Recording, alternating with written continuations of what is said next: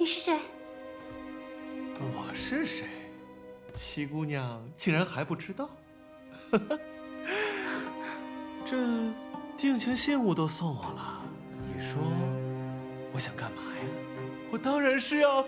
七姑娘，你要去哪儿啊？七姑娘，七姑娘，七姑娘，你要去哪儿啊？七姑娘，七姑娘，七姑娘，七姑娘，七姑娘。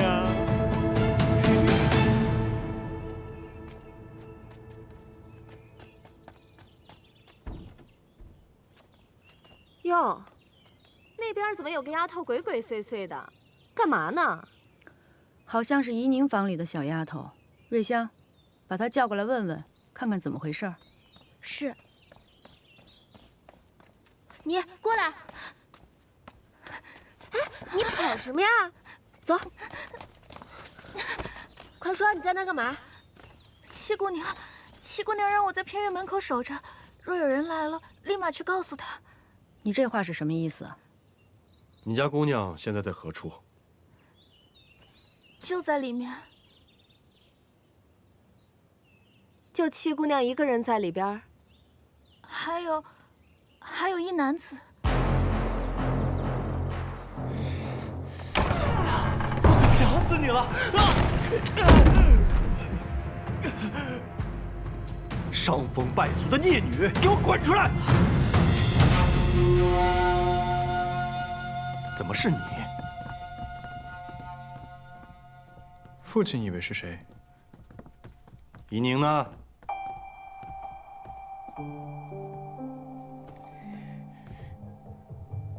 父亲，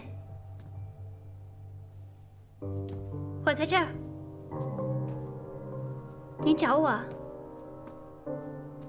怡宁啊，你没事吧？祖母，母亲，我没事。就是这个人把我敲晕，还将我胁迫至此，还好3个及时赶到，才救了我。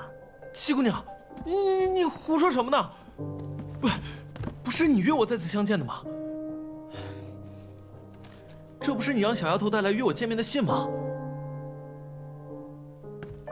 的确是七姑娘让我把信交给此人的。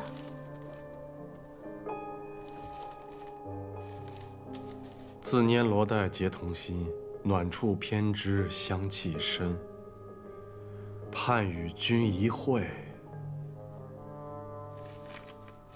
怡宁，你的字迹我是认识的，的确是你写的。还有什么可说的吗？父亲，字迹可能是模仿的。再说了，这小丫头虽然是我院子里的，但并非跟前儿的。这么私密的事情，我怎么可能交与她呢？对啊，贴身丫鬟应该是雪芝。姑娘，不是你说怕雪芝姐姐出面太过显眼，所以让一个衍生的丫头来办吗？哦，对了，还有，这是你我相识时你送我的信物，我一直贴身带着呢。这不是当年我赠予你母亲的罗带吗？这条罗带我见过，我和大姐姐曾在院里捡到过它，正是此人匆忙赶来相认，还说是于他一个很重要的人送他的。此事大姐姐可以作证。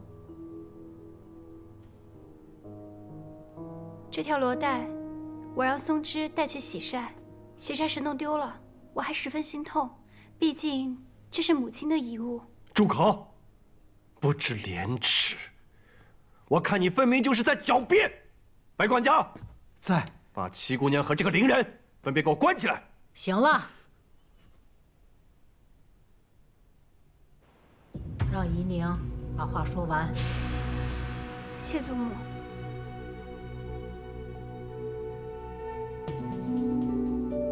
我何时赠予你这罗带？远景阁那日，有贼人生乱，你迷了路，是我救了你。你是如何救我的？那日天气极好，你穿着一件淡黄色的被子，格外的好看。你感激我相救之情，咱俩一见倾心。你赠了我罗带，许下白首盟约，就让我来罗府寻你啊。那日是我救了七姑娘，何时见过你啊？淡黄色的被子。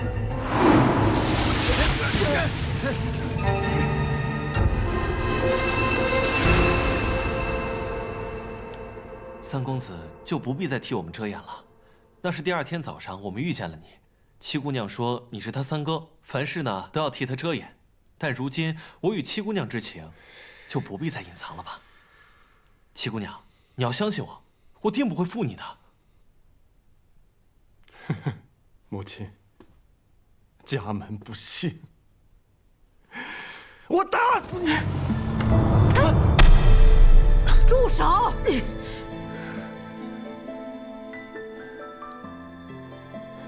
能动动脑子吗？此事疑点甚多，还没问清楚呢，你就动手。母亲，如今人证物证俱在，如果再问下去的话，就是丢咱们罗家的脸。你说你在远景阁何处救的他？当日那么乱，你又是如何脱身的？那日太暗了，这具体在何处，我也记不大清了。太暗，你刚才不是还说天气极好吗？还有，你刚才说你救了我，可是，在当日北面桃林遇难，南面桥洞下躲雨的事情，你却一件都说不出来。对，我就是在桃林救的你，然后带着你一路跑到南面桥洞下。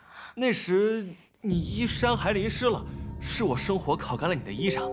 你见我有君子之风，于是要托付终生，这才送了我罗带嘛。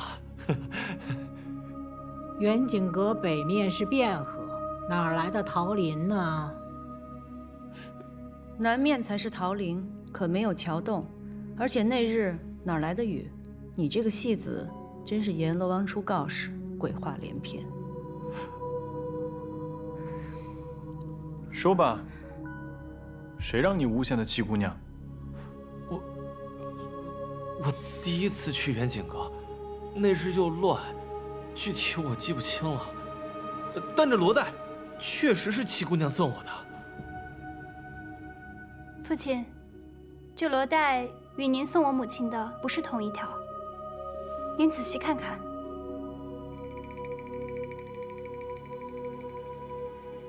当年我定制了2条，为的是妻妾之别。送给你母亲的是7叶兰花，送给月蝉的是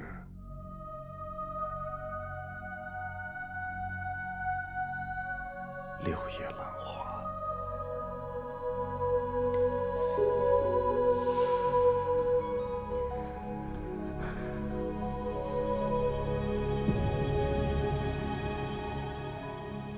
这是我的罗带，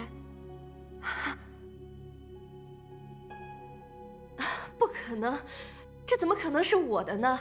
这一定是有人偷了妾身的罗带啊！老爷，你一定要替妾身做主。妾身本以为有人陷害七姑娘，这倒好啊，都怀疑到妾身头上来了。是啊，弟弟，我那日和大姐姐看到了，就是7叶兰花。大姐姐还说这兰花绣得精巧，不信你请大姐姐来一问便知。白管家，在。去请大姑娘过来，然后跟陈公子说，就说还能说什么？你还能说什么？就说我又病了，宴席往后推，望其海涵吧。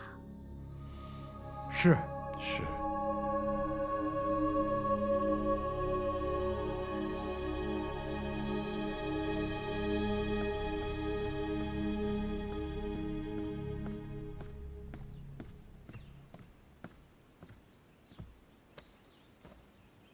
大太师，老夫人病了，宴席往后推一推。知道了。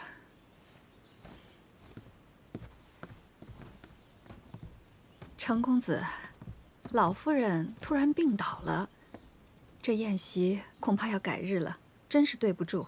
老夫人病得可要紧，我去看看吧。不劳烦程公子了，现在老夫人的院子里全是人，我也得赶快去伺候着。既是如此，那我也不便多叨扰。今日我就离府，烦请陈大娘子替我转达。多谢陈公子。秀儿，你跟山哥快回院子去吧。啊，我也想去。哦，坐吧。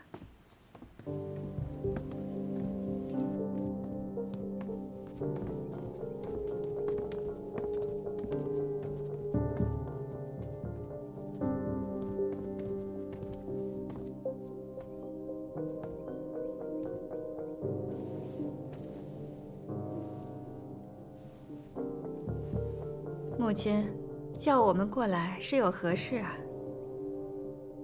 我有些话要问一玉。大姐姐，你可还记得前几日我们在院里散步的时候，曾捡到过一条罗带，随后便还给了那莲青？记得。当时我们还讨论过上面绣的兰花，大姐姐应记得，是一朵七叶兰花。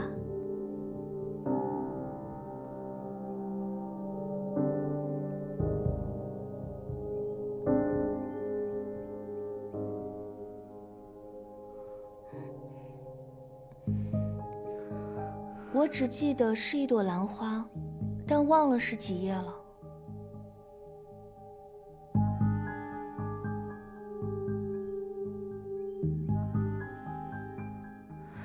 官人，妾身真的是冤枉的，我真的不认识这伶人。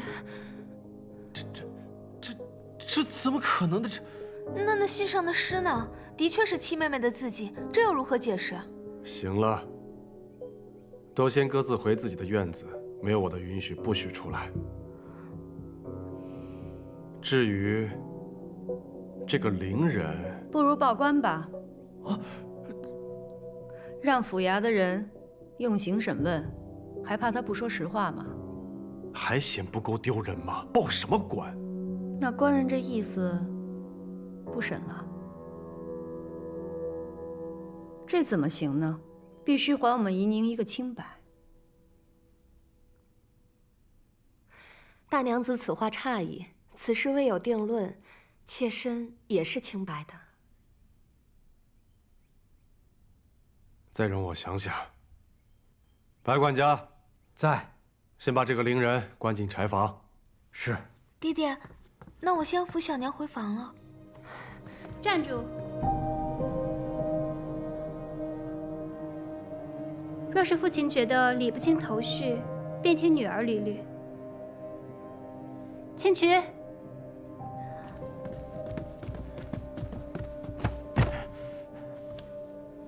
父亲，这位就是陈四，乔五爷的手下，也是之前在木樨堂服侍过的吕妈妈的儿子。那天在远景阁，就是他持刀追我的。是乔五爷吩咐我，听小娘的差遣，去抓七姑娘的。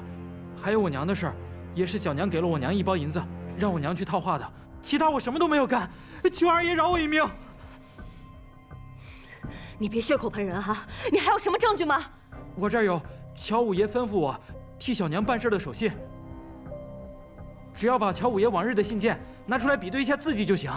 字迹亦能伪造，谁知道是不是你买通了人，特意陷害我小娘的？吴姐姐这时候知道自己是可以伪造的了。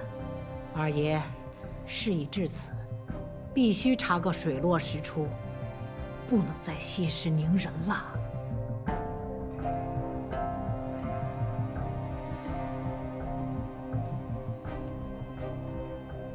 但凭母亲吩咐。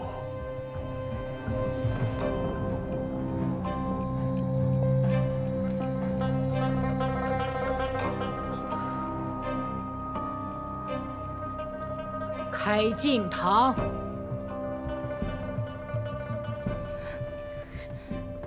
母亲，那我也先带怡玉回去了。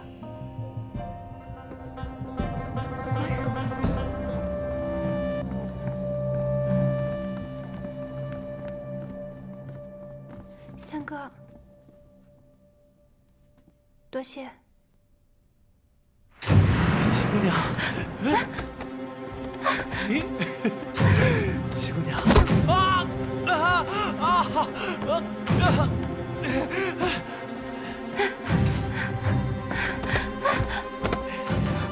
七姑娘，七姑娘，你去哪儿了？七姑娘，干什么？七姑娘，我要换轮胎。七姑娘，七姑娘，七姑娘，哎，七姑娘，你喜欢玩这个呀？七姑娘，七姑娘，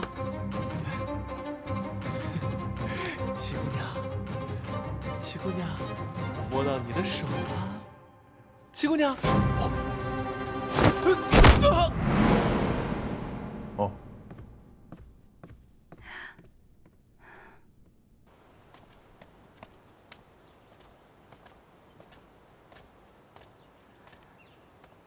母亲，女儿不是有意要……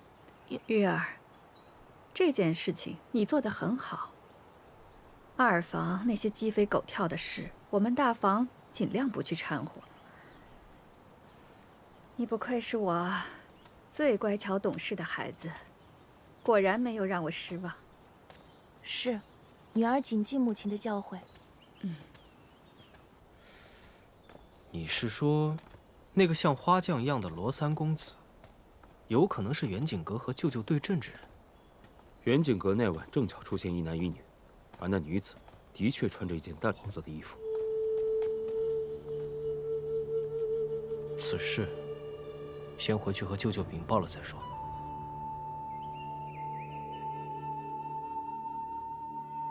乔月禅，这么多年来，我念你为我们罗家育有一儿一女，所以我就缺少对你的管束了。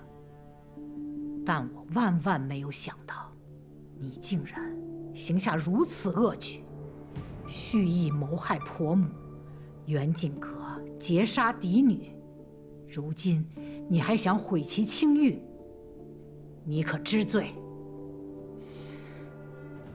老夫人，陈四说，是乔五爷吩咐他做这个做那个，那也只是一面之词啊。乔五爷本人并不在此，陈四敢跟他当面对质吗？父亲，小娘服侍您多年，一心为您，她不会做这样的事的。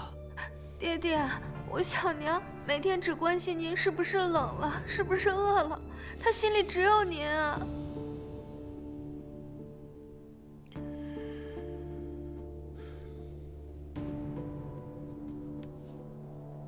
母亲，月禅所言也有道理，不如我们找到乔武，让他们当面对质一番。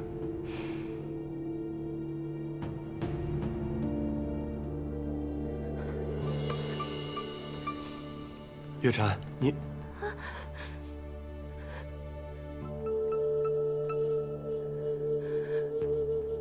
白管家，在，去请大夫过来。是。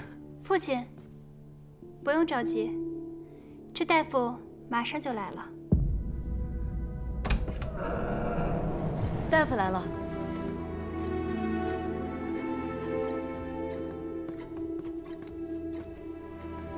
陈大夫，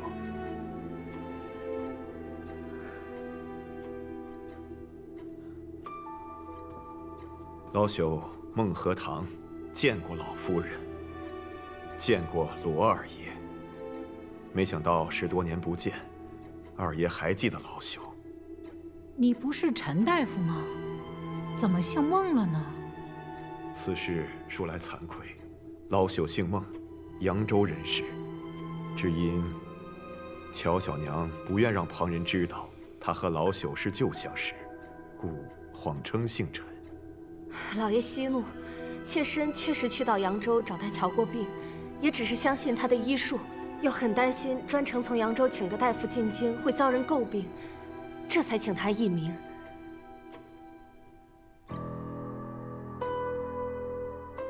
老朽几次进京，曾先后为乔小娘保下了2胎，但有一胎，奈何乔小娘心事过重，伤及了胎儿。老朽虽尽了全力，还是功亏一篑。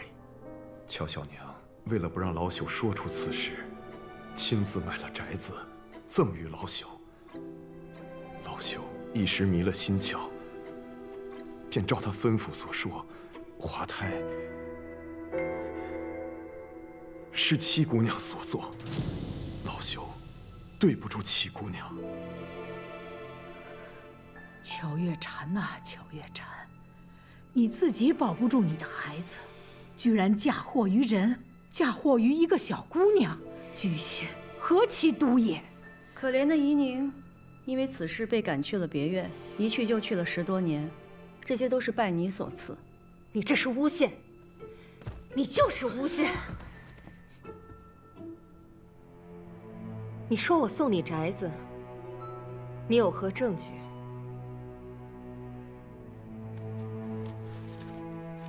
有房契为证。如今写字都可以作假，房契也可以作假。这是你亲手给我的，怎会有假？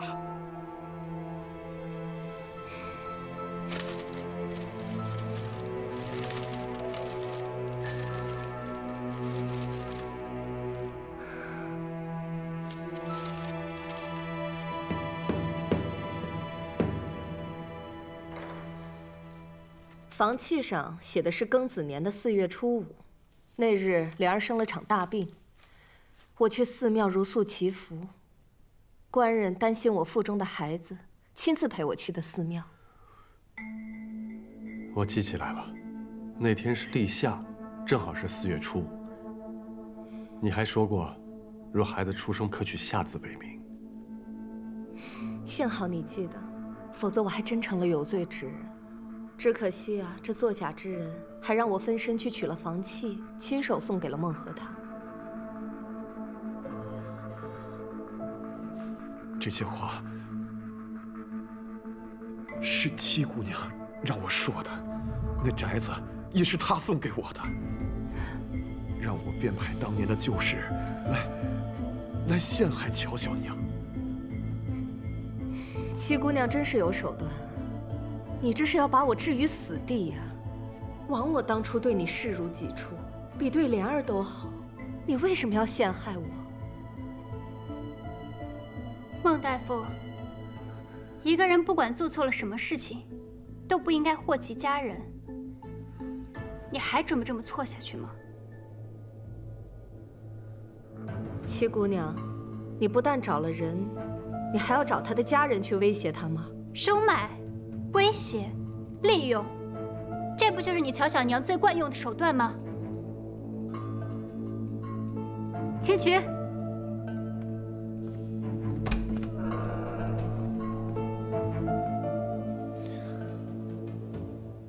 公子，你的伤口渗血了，这样下去让人发现可不得了。张家兄弟把救的人交给青渠了吗？连同乔五爷一起交给青渠了。公子，七姑娘能解决的，要不你先回去吧。他能解决？他解决的方式就是险些把自己给毁掉。公子，你先别生气，小心血流的更多。没事。哎，公子，你没事吧？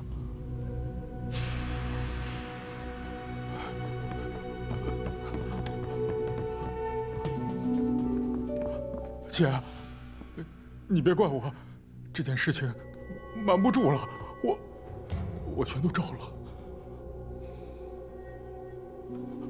二爷，老夫人，我知道错了，饶了我吧，饶了我吧，我错了。老夫人，此人是乔五爷，受了乔小娘的指使，抓了孟大夫。后来孟大夫被我接走了，他便抓了孟大夫在老家的妻女。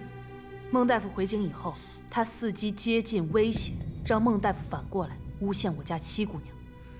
我这里有乔五爷的罪状，还有乔小娘指使乔五爷做事的亲笔信。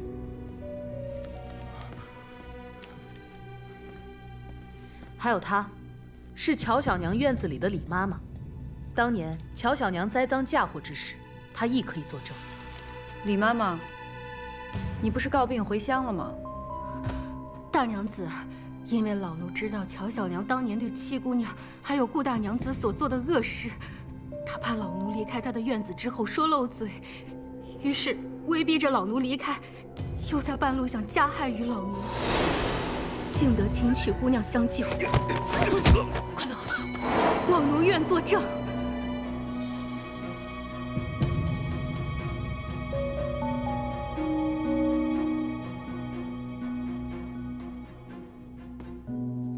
孟大夫，事已至此，你还不想说实话吗？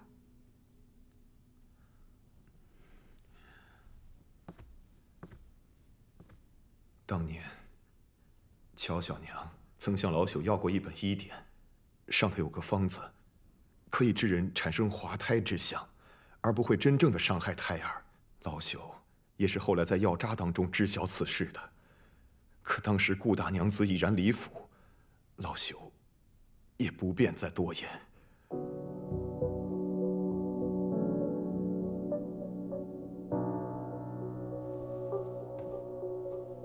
明兰害你之事，都是你自己所为。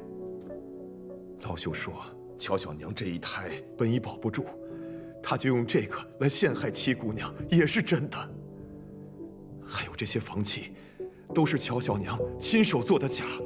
乔武抓走了我的妻女，威胁我要用这些假房契来陷害七姑娘，我实在是没有办法呀。公子，这下你可以放心了吧？你为七姑娘的事儿鞍前马后的，真的已经尽心尽力了。哎，公子，公子，咱们先回去。哎，走。来，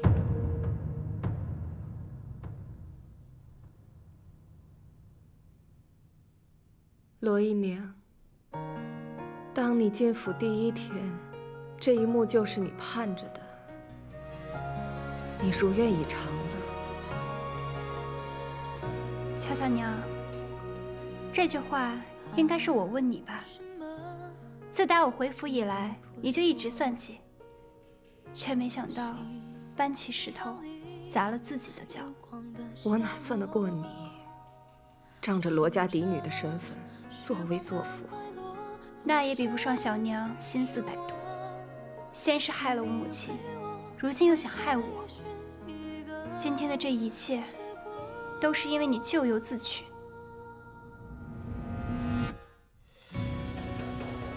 那今日凌人之事，也是你收买了，来陷害依宁的清白。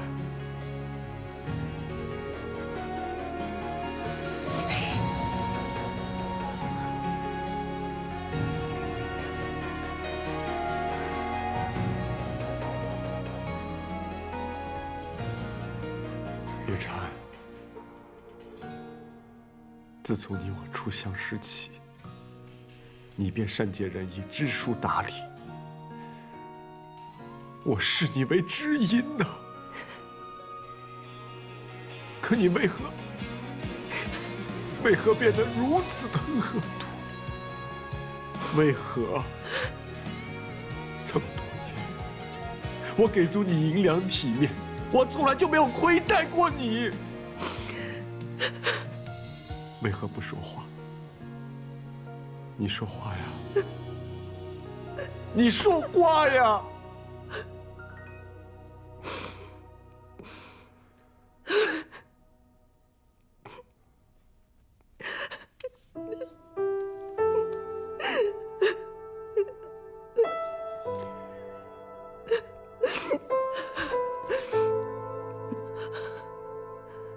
我现在还说什么？我在你面前还能说什么？啊！当年你许我的大娘子啊，你娶了顾明兰，我都不知道我哪一点比不上她。是不是只因为我是一个庶女？你告诉我，我到现在都没有弄明白。与我在一起，你就是为了大娘子的名分吗？我一日做了妾，我就是想赶走顾明兰。可之后你又娶了林汉如，她又是一个富家之女，我又怎么比得过？我该，我是有错，可是我千错万错。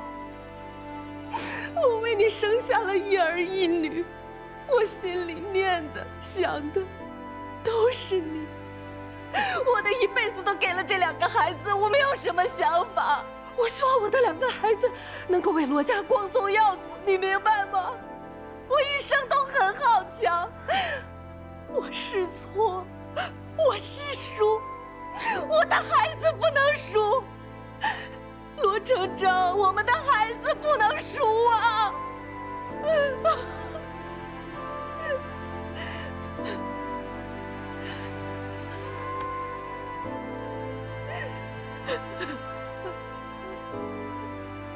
你错了，回不去了。成章啊，过来。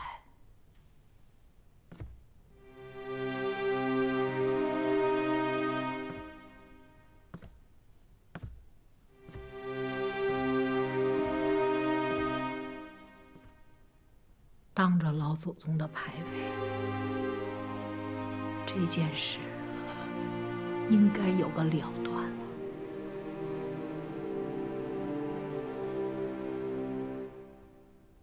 你是罗府的一家之主，为了罗府的清誉，为了罗府的门楣，你来发落吧。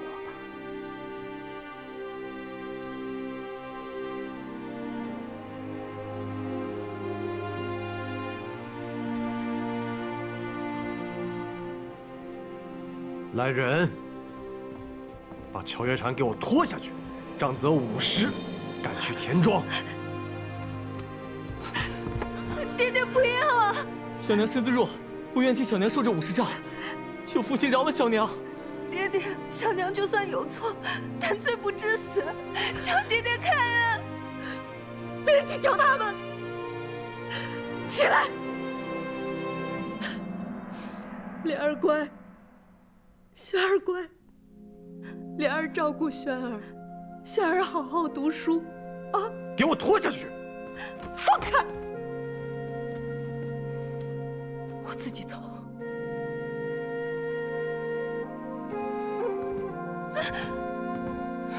娘，小娘。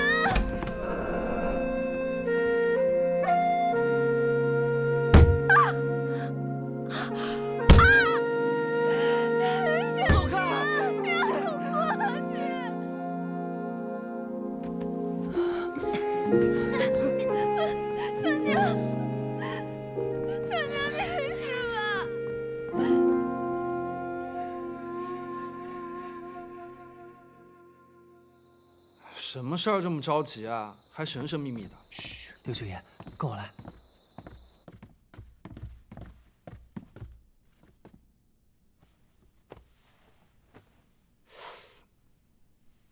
他这伤怎么弄的？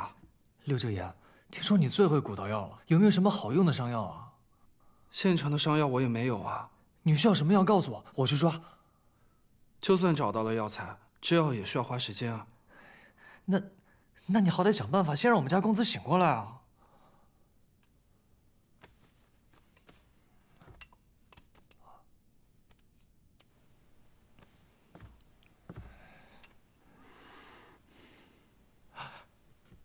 公子，你醒了。这可是我秘制的金疮丸，1颗可值钱了。舅舅，费用我会让少安稍后补上，还烦请舅舅不要把今日之事说出去。尽管我不知道你为什么受到伤，但我觉得你这个人虽然面相不善，应该也不算坏人。放心了，我不会说出去了。多谢舅舅。你这伤怎么样也得躺2个月才能好，你千万别乱动了。少安，我去写个方子，你陪我去抓药。是，多谢六舅爷。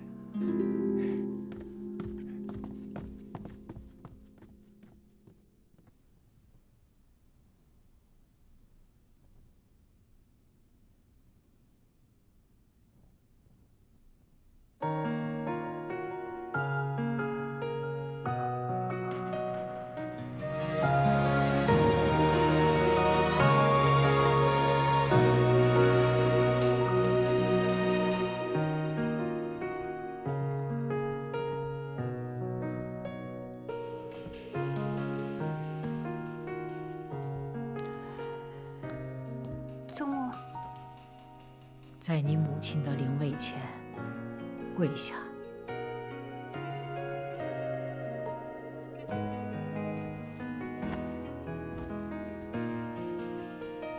你可知错？祖母，我知道今日所行之事极为凶险，可是宜宁不觉得自己做错了。乔小娘陷害我母亲，毁其声誉，杀人诛心，我揭穿她，何错之有？既然你不知道自己错在哪里，那就一直在你母亲灵位前跪着，直到自己想明白了再来回我。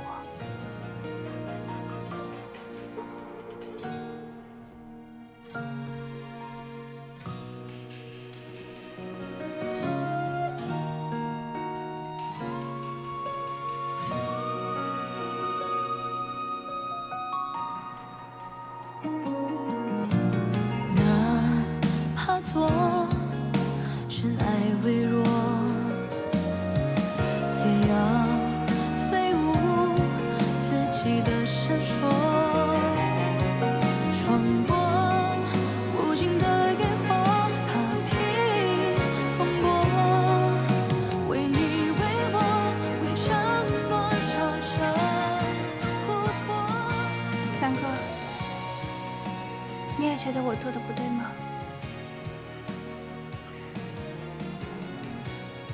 若你出事，即使洗清了冤屈，又有何意义？你母亲泉下有知，会心安吗？你为母洗冤势在必行，可无论你多心急，都得设法保全住自己。这次是侥幸了，下次呢？人活一世，会有一个又一个的目标想要去达成。倘若你总是这般不计后果，迟早会吃大亏。感谢三哥一直以来对我的相助。你可以说我行事冒失，不计后果，但是我绝不会后悔。任何事情，无论筹划多久，都会有风险，与其瞻前顾后，不如找一个合适的时机搏一搏。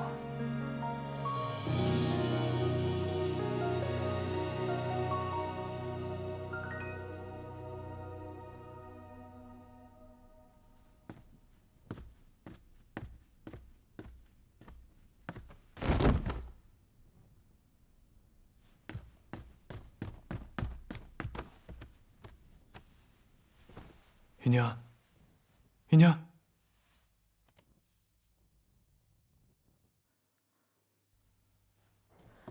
宜宁她怎么了？回老夫人，姑娘她又发高热了，那还不快去请大夫？大娘子，松枝已经去请了。青渠呢？她不是懂医术吗？姑娘吩咐青渠安全地把孟大夫老小送出城，他还没回府。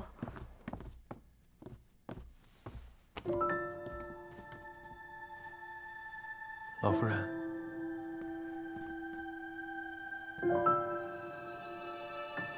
你回去吧，大夫马上就来了。啊。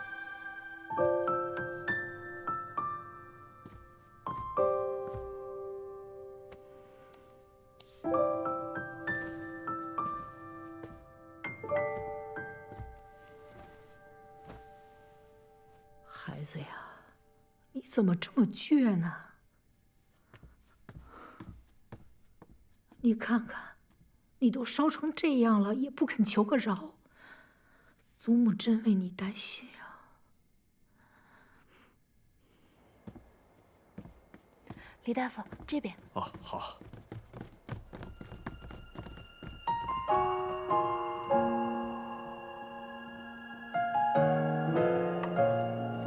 切记，莫让病人操心太过，忧思太深，否则又会高烧不退。且一般的退烧法子都会收效甚灵。敢问杜大夫，若再发病，可有什么缓解之法？法子倒是有，只是寻常人都不太敢试。只要能缓解即可，还请杜大夫直言。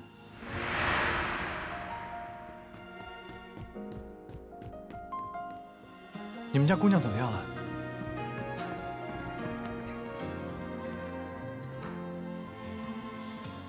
母亲，您拧着针也扎了，药也吃了，大半夜过去了，热度一点没退下来，反而越发烫了呢。她这个身体啊，要发寒，看来1床被子不够，拿2床被子来。快去！是。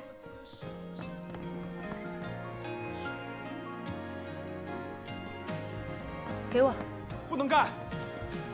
让开让开！哎，你要干嘛呀？沈远，你给我出去！你去拿冰和酒来，越烈的酒越好，快去！不是，你这是要干什么呀，沈远？万万不可的，他得了风寒，不能在雪上加霜了。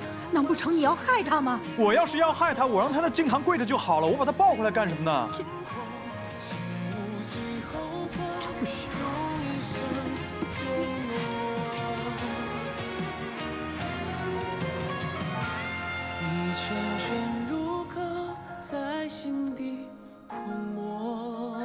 哎，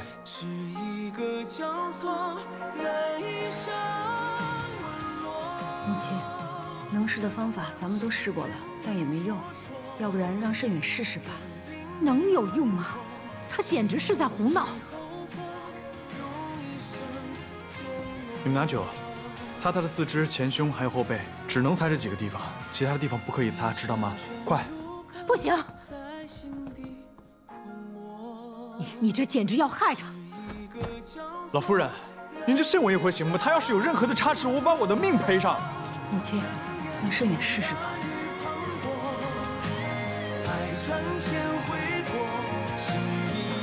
快！在罗府跟你抢证词的，确定是李应龙。回侯爷，应该是他的那枚扳指，我与他交手几次都见过，而且武功招式也一样。那份烧掉的，确定就是孙成武的证词。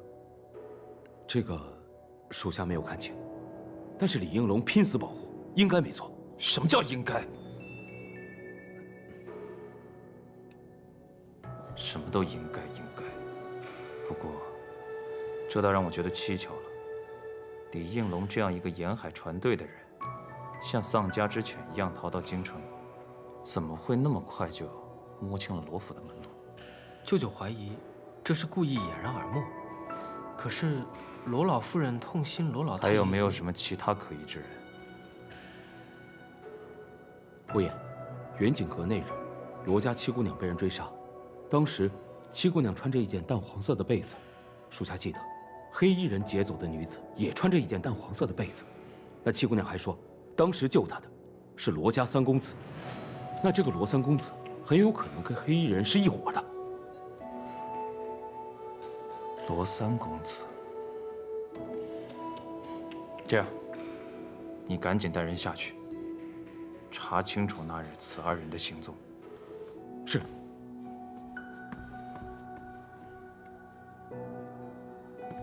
还有事？舅舅，关于那七姑娘，外甥还有一个发现。磨磨唧唧地说。外甥亲眼所见，那七姑娘给罗老夫人剪的一架剪纸屏风，技艺之高超，非常人所能及。不知跟舅舅要找的人有无关系？不过我特意在他面前提到您，原本想试探一下，但他毫无反应，兴许是我多心了。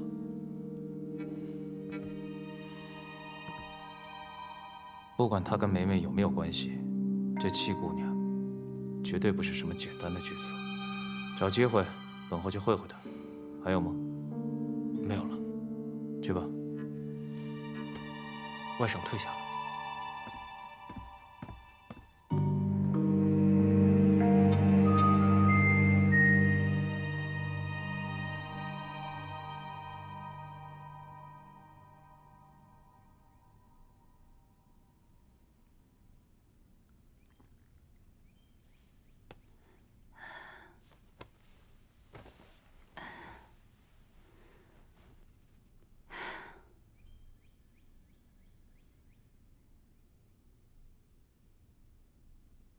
姑娘，你醒了。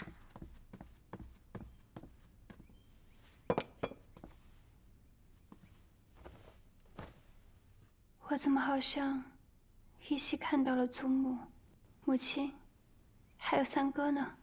他们都守了您一夜，见您烧退了，才都回去。昨晚真是太惊险了。我不过是发热而已，被你说的，就好像得了什么大病一样。您虽然只是发热，但怎么吃药扎针都不见效，还是三公子用冰镇的法子帮您退烧的。三公子昨晚可被老夫人骂惨了。姑娘，老夫人的气还没消呢，说等您病养好了，接着到木樨堂领罚。我知道了，你让松枝过来拿点吃的，你给我梳妆一下，我这就过去。姑娘，你这才刚好，老夫人都说了，是等您病养好了。放心，我没事的。祖母表面上是在跟我生气，其实心里还是疼我的。越是这样，我就越要去领罚。这次气到祖母了，是我做的不好。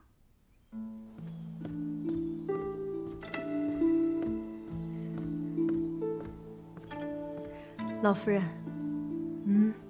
怎么样？他醒了呀？已经醒了，喝了粥，也服了药，应该没什么大碍了。老夫人放心吧。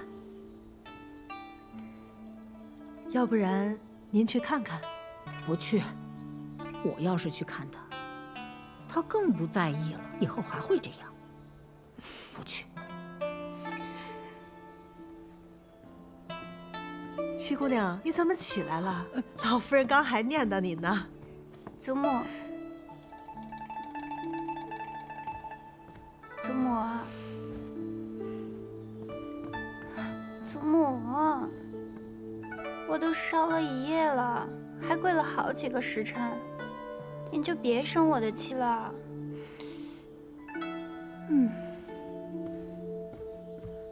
祖母，祖母，哎呀！头好疼啊！我该不会还在发烧吧？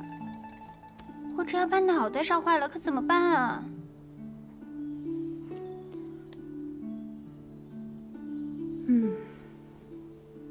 你真要是个傻的，我就不用操那么多的心了。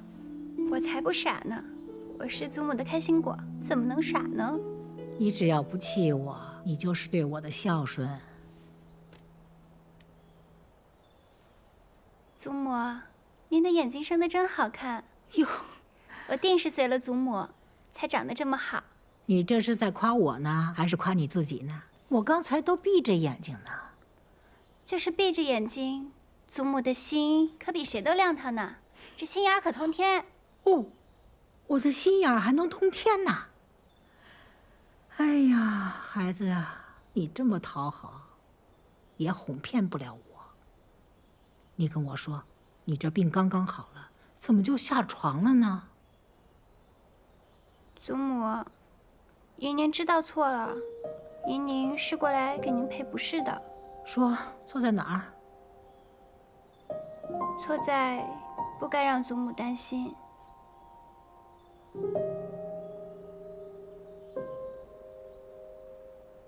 哎，宁儿啊，真是一个乖巧的孩子。这么多年来，一直有一件事让我睡不好，吃不好。我就想，要是当年没为你父亲去顾家求娶，也许你母亲现在还活得好好的呢。祖母，这件事情怎么能怪您呢？可是祖母一直很愧疚。你母亲走的时候把你托付给我，我就想着，我这辈子一定要好好的护你周全。可是你看看你现在，去查什么乔小娘的案子，你就凭你一己之力，万一稍有不慎，那乔小娘再加害于你，那你让祖母怎么办呢？祖母，其实姨宁这次不是单独行事，三哥在我背后一直默默帮助我的。怎么跟他又扯上关系了呢？其实三哥真的是个好人。您看我头上这簪子，就是我母亲当年要留下来给我的，也是她从乔小娘那儿夺回来的。你看看，你一口一个三哥三哥的，看来他倒是帮了你不少。那你老实告诉我，你们兄妹之情什么时候开始那么好了？祖母，其实怡宁最近想起来很多小时候的事情。小时候我就经常欺负他，可是他从来不恼我，而且我也觉得时常和他同病相怜，都是因为生母的缘故，被父亲厌弃。可是好在我还有祖母、母亲啊。可是三哥就太可怜了。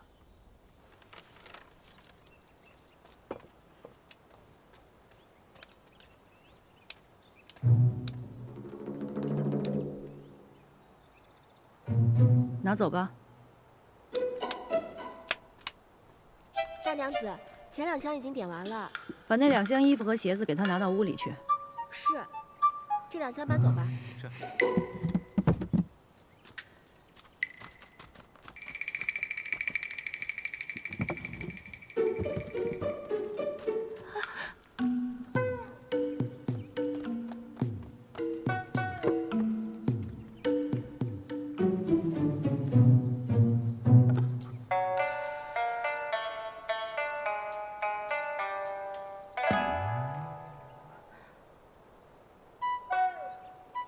拿走。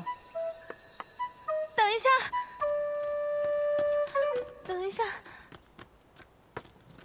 大娘子，这个镯子是我小娘进府时自己带来的，不能拿走。这镯子值多少钱，你知道吗？就凭你小娘那个出身，她进府前能有这样的好东西啊？这兴许是爹爹送给我小娘的。那好啊。那我们就去找你父亲当面对质，看看是不是他买的。你小娘这私账上清清楚楚的写着呢，她变卖了顾大娘子的陪嫁，大到屏风，小到衣服首饰，连一双鞋子都不放过，共计800贯。这只镯子是因为实在太贵重，她舍不得卖。这不可能！这些东西本该是属于怡宁的，被你小娘卖了个干干净净。现在东西找不回来了，钱也花了个七七八八。你要是想留住这箱东西，那你拿什么偿还给怡宁呢？还有，他这些年掌管罗府，留下了那么多亏空，自己倒是置办了不少家业。他哪来那么多钱呀？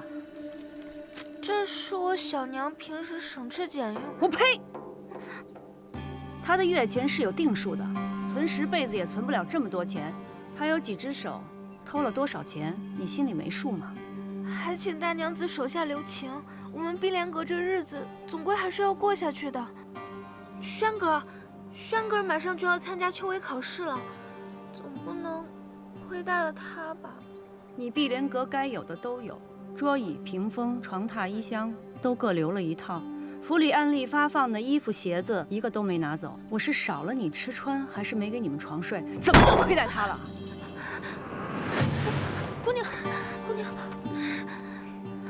又要装晕是吧？我告诉你，你少来这套。你要是真不服气，咱们就到大门外把事情摊开了说，让大家评评理。要不然你就别啰嗦，别怪我这个大娘子不容人。把剩下的东西通通搬走，给五姑娘腾个地儿，让她躺下。是。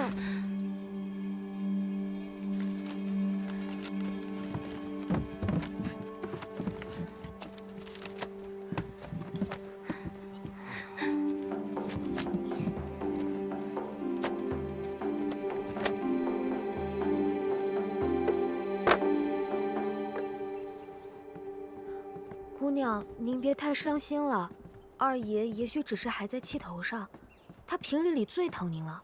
也许过2天就好了。你不懂，这次真的不一样了。爹爹竟然让我好好听林大娘子的教诲，他以前都不是这样的，以后可怎么办呀？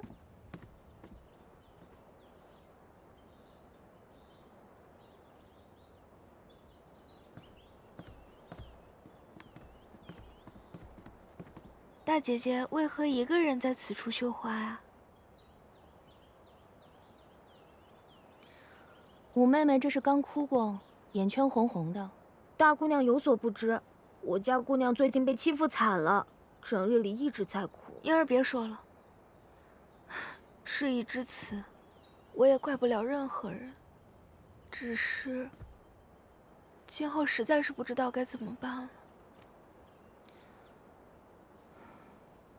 我劝妹妹放宽心些，少几个心眼子，也不至于落得多行不义必自毙的下场。大姐姐此话是何意啊？难道是听到什么闲言碎语了吗？小娘做的事情，我实在是不知道的呀。罗一莲，你真是把我当傻子吗？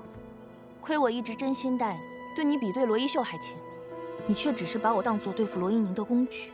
大姐姐明鉴，我绝对没有。让我去给成郎送诗，又骗我去捡罗带，成天在我面前说你们母女俩是如何被罗一宁母女迫害，你还敢说这些都不是你们母女处心积虑预谋好的？我不过是看你钟情于成郎，七妹妹仗着祖母疼爱与你争抢，实在看不下去了才帮你出的主意。至于那条罗带，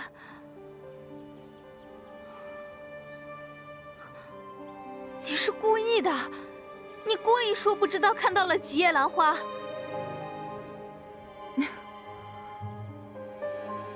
我可不像你，一心只想着害人。我的确不记得当日是几叶兰花。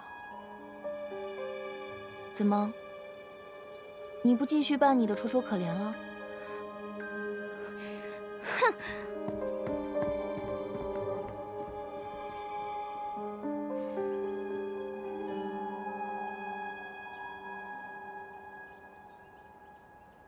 这一次真的多亏大姐姐了。你别误会，我无意掺和你们二房的事，我只不过是把自己知道的事情说出来罢了。那姐姐悄悄让人给我塞纸条，提醒我罗带的事情，又怎么解释啊？大姐姐的字我还是认得的。行了，上次你替我遮掩花苞之事，这次就当我还你人情。我们俩之间就算是扯平了，这事以后不许再提。这是自然。不过，你是怎么知道另外一条罗带的？那日走水的时候，我趁乱去了趟碧莲阁瞧了瞧。大姐姐定是觉得我心思多，吃亏吃多了，自然会多想一些。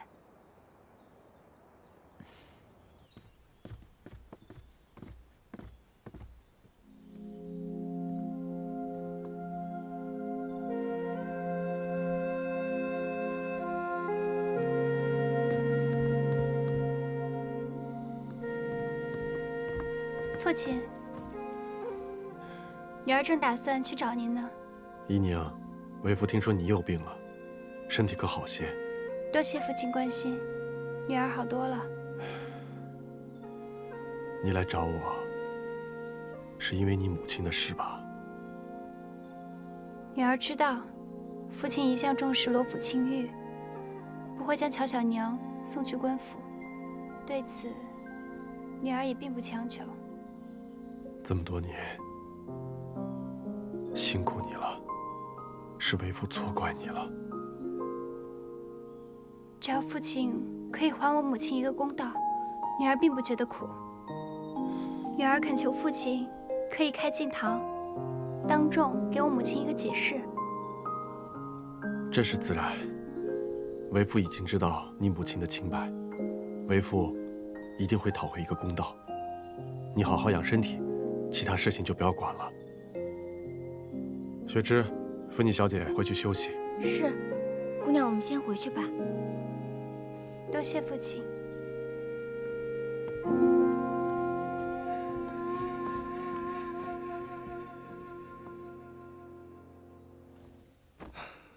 别让他着凉了。是。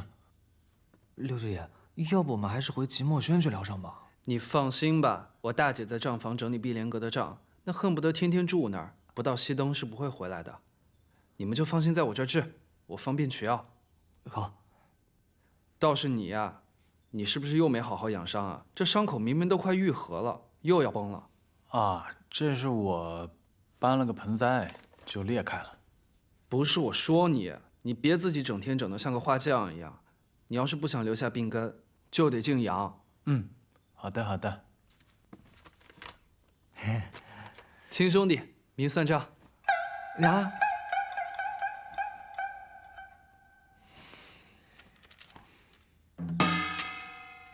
行了，有事呢你就让少安找我，我这人帮人帮到底，送佛送到西。好。哎，舅舅，我还真有一事相求。六舅舅，你拿来这么多汤药，我已经喝过许多了，而且今日母亲也给我送来许多汤药，我都已经要喝不完了。你又送来这么多，就不怕给我淹死？你身体初愈，还有些风寒未解，切不能大意啊！我送的这些全都是好不容易买到的上品。这汤药一看就价值不菲。哎，你不是没有钱了吗？我林茂就是再穷，那也不能苦了我亲外甥女啊！我砸锅卖铁也得买给你。以后可不许这么破费啦！快喝！我给你保证啊，这个良药不苦口，并且最重要的是，这送药人的心意。像这些苦了吧唧的药就别喝了。哎，六舅爷，这是大娘子特意命人送来的黄芪牡丹汤。不要喝太多也不好，浇浇花挺好的。哎，六舅舅，这可是我们姑娘最爱的秋海棠，要是浇坏了可怎么办？你放心，这黄芪牡丹汤呢，药性温和，对草木也是有益无害的，保管你这花长得更好。那我就不打搅你休息了。对了，这丹露呢，你滴在茶里，对身体好。我走了。谢谢六舅舅。姑娘，这六舅爷可真有意思，突然来送药不说，还把黄芪牡丹汤给倒了。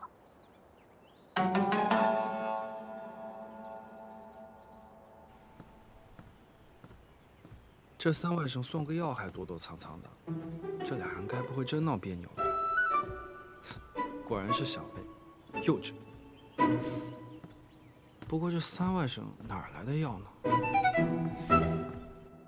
李应龙留下的账本，夏勇师兄好不容易破解了，可他说这只是半本账本，怎么会只有半本呢？那剩下的账本在谁那儿？或许是在他当年哪个同党的手上。他的同党应该都死了呀。公子，那我让齐安去查一查他的同党还有什么亲眷家属之类的。哦，对了，公子，齐安来信还说陆家学的人正在四处打听宴会当晚你和七姑娘的行踪。我们的人按照你的吩咐，说是没瞧见过你俩。他突然打探我们的行踪，那偏院闹事那日，叶岩定是听到了些什么？那他会不会已经怀疑到公子头上了？没事儿，看看他们下一步要做什么吧，见招拆招。三哥，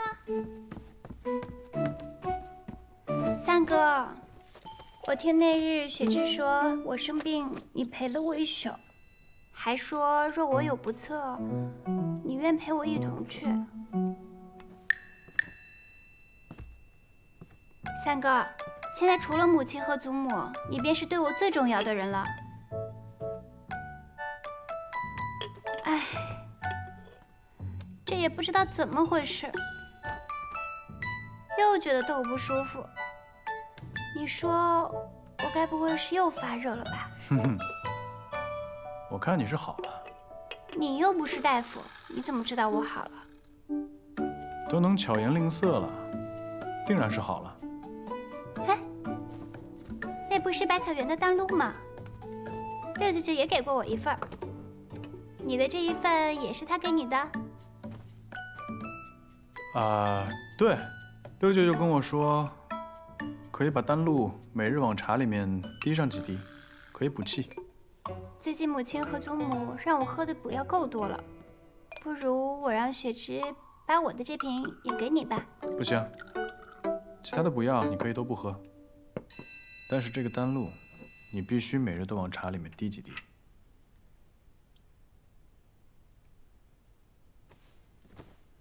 三哥，你是不是不会再生我的气了？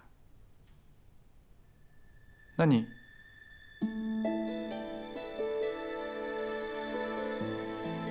先答应我，以后不许再以身犯险了。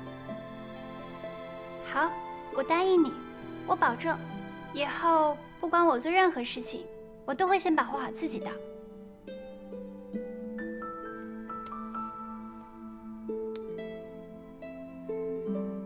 喝掉。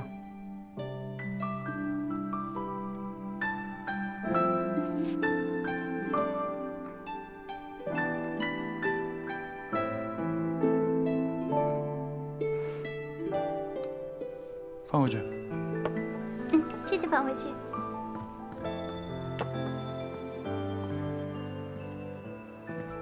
三哥，这龙涎香这么珍贵，你是哪里来的这么多银子？做点小营生，赚些薄利。什么营生？就是一些小买卖，不然我怎么度日啊？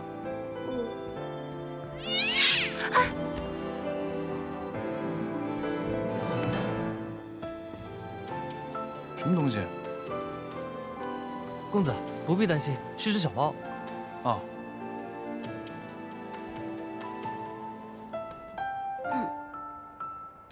没事了，走吧。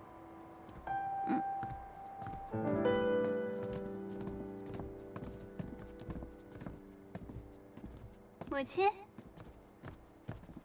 母亲，你什么时候来的？前几日我去采福院给您请安，您都不在。坐吧。您等久了吧？我应该让亲去给您捎个信儿去的。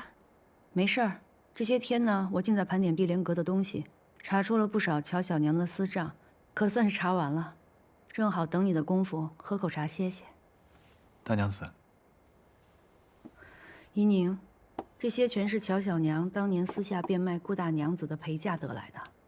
我想办法全部都寻过了，可惜时间太久，就换回来这几套首饰。他用变卖的钱置办了些产业，我都处理了，换回这些钱，你先收着。多谢母亲，时隔多年能找回这么多东西，一定费了很多周折。傻孩子啊，我能做的也只有这些。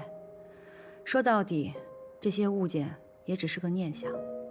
顾大娘子真正希望的是你要过得好。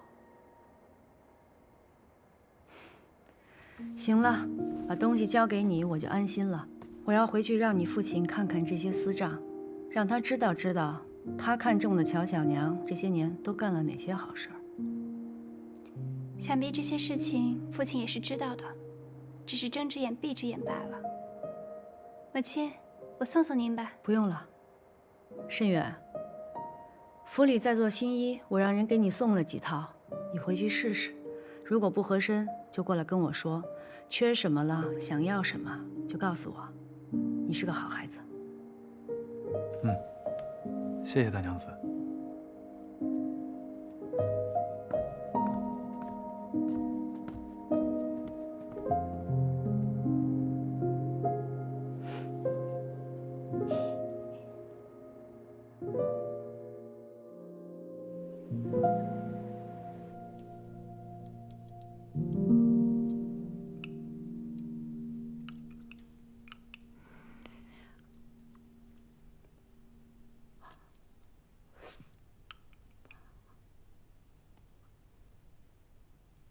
我说你这个孩子，你吃饭就吃饭嘛，你老盯着我这张老脸干什么呀？好看呀，谁让我祖母是京城第一美人呢？美人还来个第一，你这破猴，真会哄我开心。老夫人，大娘子，主人送来了黄芪牡丹汤。她说啊，让我看着七姑娘喝下去。我才不喝这汤药呢！我不喝这药。七姑娘不喝药，身体怎么能好啊？祖母，喝了，风寒刚好，需要调养身体。你母亲也是为你好，喝了。来，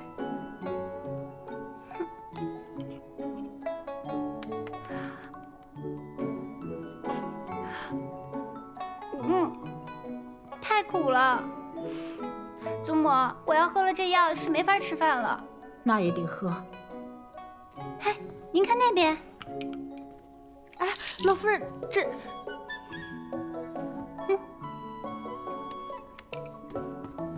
我没看见。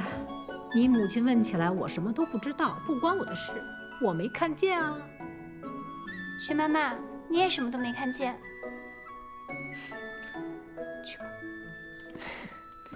哎呀，我说你这个孩子，怎么跟你娘一个样儿啊？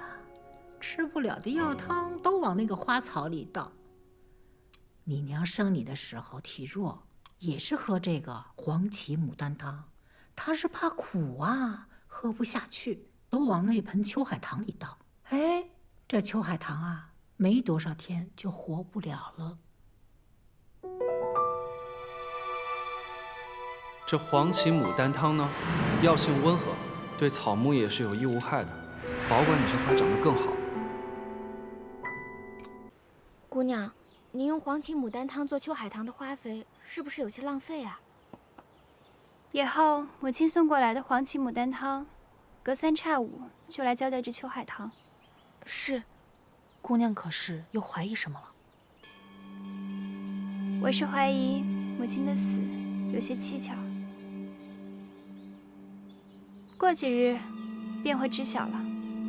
七姑娘，七姑娘，大娘子请您去澄净堂，说是衙门来人了，正在向二爷禀告乔武、陈四等人的案情。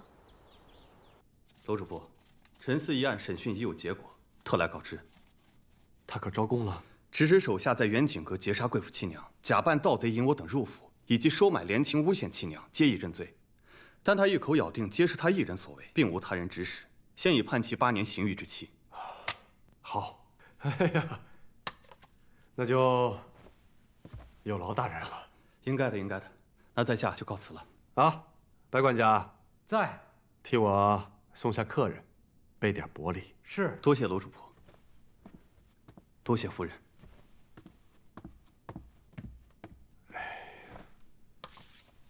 官人，怎么突然所有事都成陈四一人所为了？啊，这是我跟乔家大爷商量的结果。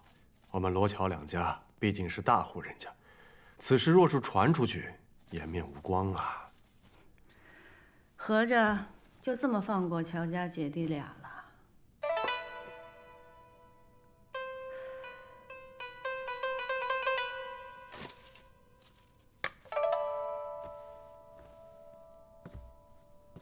大娘子所言差矣啊！怎么叫放过呢？乔叶禅在静堂受罚，你也瞧见了。我已经把他赶去田庄，乔武被驱逐出乔府，他们名下的店铺、田庄都已经收回，这就是惩罚。那父亲可还记得之前答应过我，要给我母亲一个说法？自是记得。陈四伏法，乔氏姐弟被驱逐出府，这就是说法。看来父亲是想让这件事情不清不楚的过去。怎么就是不清不楚呢？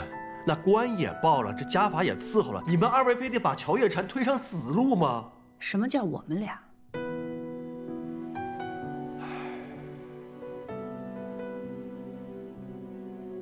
乔叶禅犯下之事，的确是罪不可恕，但此人毕竟在我们罗府待了20多年，他不仁，我们不能不义呀。此事是家丑，家丑不可外扬，若是传出去，我们罗家颜面何存？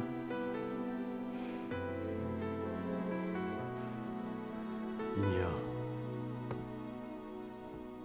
你母亲若是在世，一定会赞同此事。罗家的门楣，颜面排在第一位啊！看来在父亲心里，夫妻情分、血缘亲情，都抵不过一个虚名。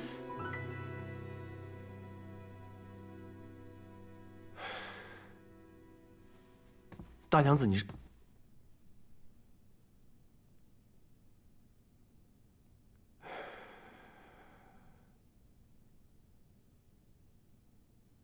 你们终究是不懂，作为罗家家主，该背负的责任。罢了，罢了。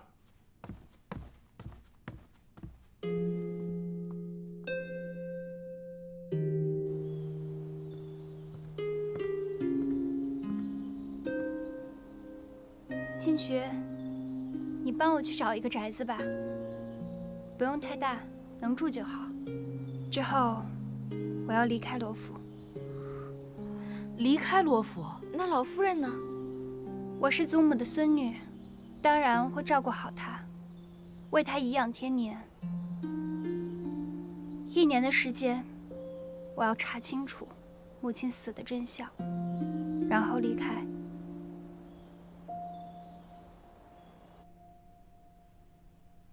公子，道远大师兄突然来信，可是为了陈大人李雪溪将近的事啊。我知道大师兄的心思。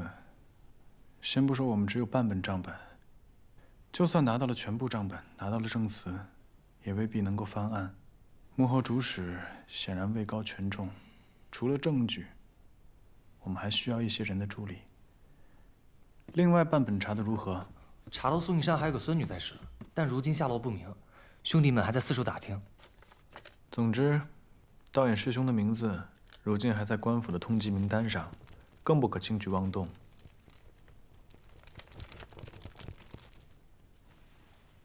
对了，学堂的事情办得如何？再过2、3日便都妥当了。让齐安把这封信转给大师兄，再加上一句，就说未在李雪琪前翻案，我们还有其他的法子。转告他务必不要以身犯险。是。不过公子，您好像对七姑娘的事越来越上心了，是不是有一点？有点什么？你吞吞吐吐的。我这么做不仅是为了七姑娘，更是为了感念顾大娘子对我的养育之恩。行，您说什么便是什么吧。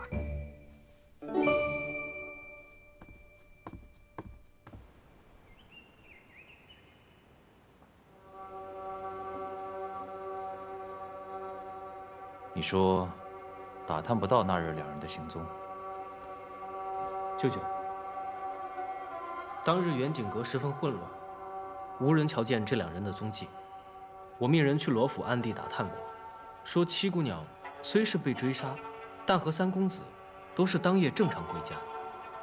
舅舅，不如我去查问查问。不用了，想必都是罗府为眼家手的说辞。你没人盯着罗府，若是罗3公子和七姑娘出府，即刻来报。是。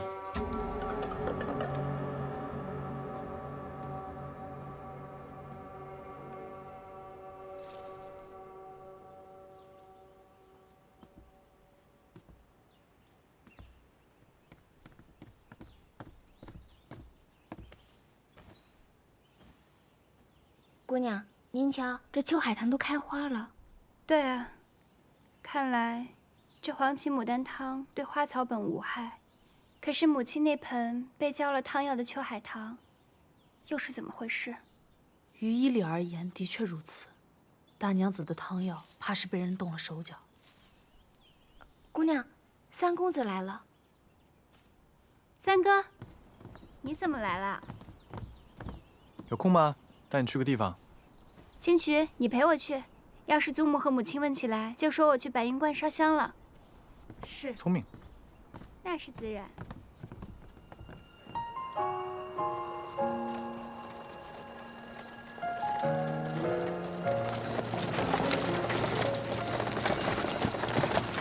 公子，到了。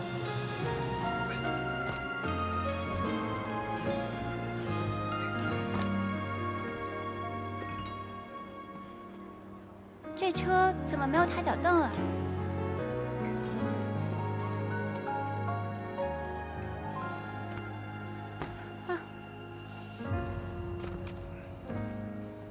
七姑娘见谅，我们公子平日里仗着自己腿长，都是直接跳下来的，所以没带脚蹬。你这话什么意思啊？说我们家姑娘腿短是吧？哎，七姑娘，我绝对不是这个意思啊！你别，你什么你？我看你就是那意思，别在这狡辩了。七姑娘，我真的没有那个意思啊！我是……行，别说了。三哥，这地方是做什么的？过来吧。三哥，这是什么地方？跟我一起，拿着那边。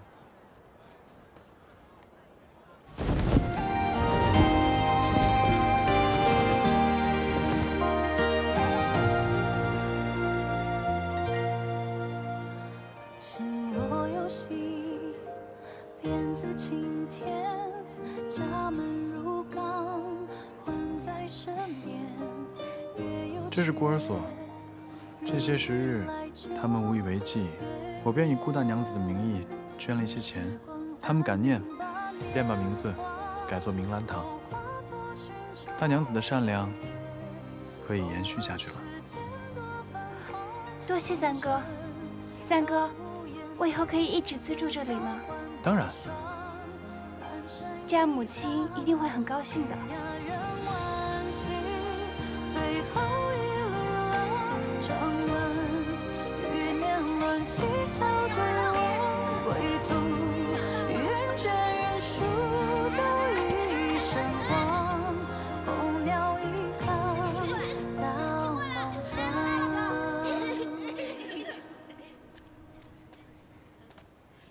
那这么说，你是怀疑你母亲当年喝的黄芪牡丹汤被人下了毒，并非死于难产体虚？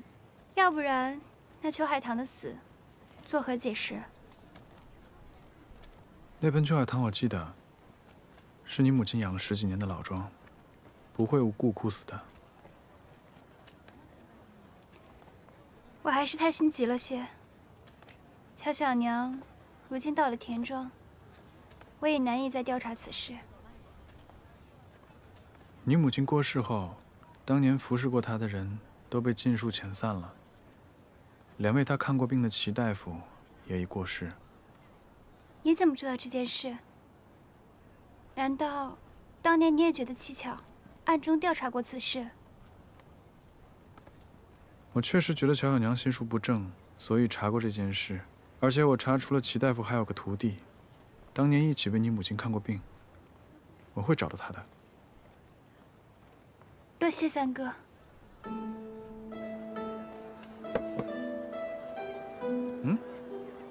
快去做吧。哎，谢公子。慢用啊。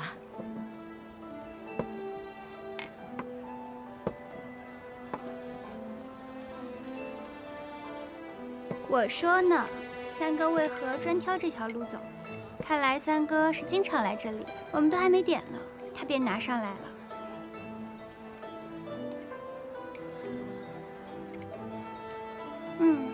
不知道三哥是冲着馄饨来的，还是冲这位娘子来的？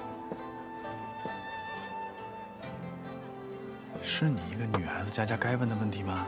不问就不问，君子动口不动手。当然是为了这馄饨而来。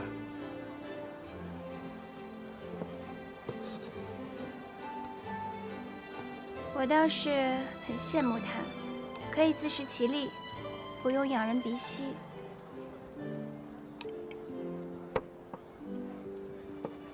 你是没见他为了1钱半钱心力交瘁？那也比依附于他人好吧？的确是世间对女子太过苛刻了，限制了她们的天地，只有闺阁深院，无论再怎么争斗，也难逃那方寸之地。所以，我一定要离开这方寸之地。所求，皆为我所喜。只要你喜欢，三哥都支持你。但是这条路可不好走。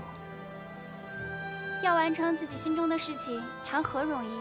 肯定不会像踮踮脚那么简单。我已经跟秦曲说了，让他给我找一间宅子。我早晚有一天是要离开罗府的。然后呢？我会剪纸，还会画画，而且我跟着母亲还学会了管账，可以靠自己，总是有些本事，不会让自己饿死的。三哥，那你呢？难道你要为了完成自己心中的事情，一直蛰伏在罗府吗？当然不会了。书中自有千钟粟，书中自有黄金屋。男儿玉碎平生志，六经情向窗前读。这乡考将至，三哥是否打算去科考？我确实有这个想法。可是，你是想说你现在没有进族谱，要以什么身份去参加科考，对吗？那我就以别的身份，反正我会有法子的。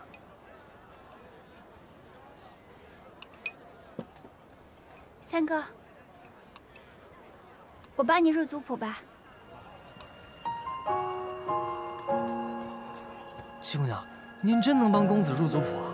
那公子以后再也不是黑户了。回去吃你的。哦。三哥，只要你入族谱了，便可以像其他郎君那样堂堂正正的求学科考。这样的话，你若是入了仕，虽然罗府不是那么显赫，但是也可以在你的仕途上给你一些注意，而且祖母和母亲也是可以打心底里接受你的人。你想，六舅舅、六姐姐对你也很好啊，你就尝试着改变一下自己，接受嘛。这样我们就可以成为真正的一家人了。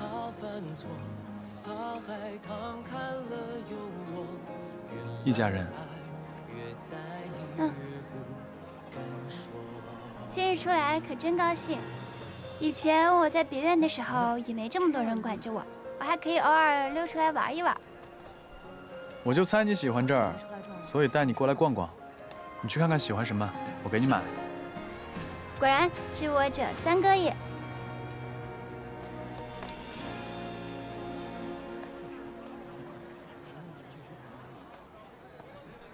随便看看。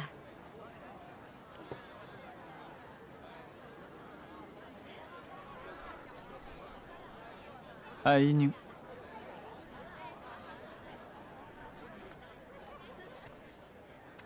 老先生，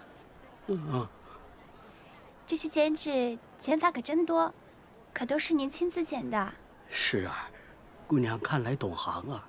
我自幼学过剪纸，懂一些技法。您的手艺真不错。你慢慢看啊。舅舅，那女子便是罗府七姑娘。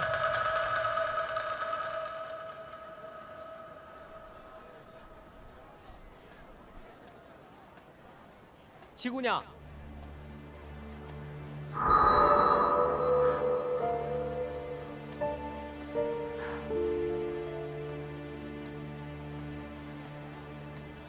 七姑娘，这位是我舅舅，安北侯陆家学。之前跟你提过，与你一样喜欢剪纸，没想到今日又在剪纸摊前遇见你。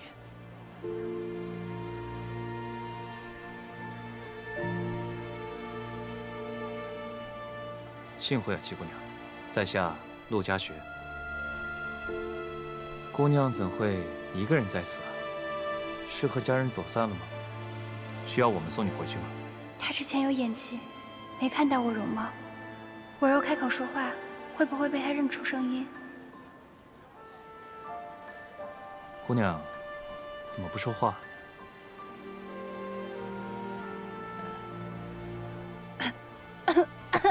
找了你许久，怎么跑这儿来了？三公子。哦，陈公子。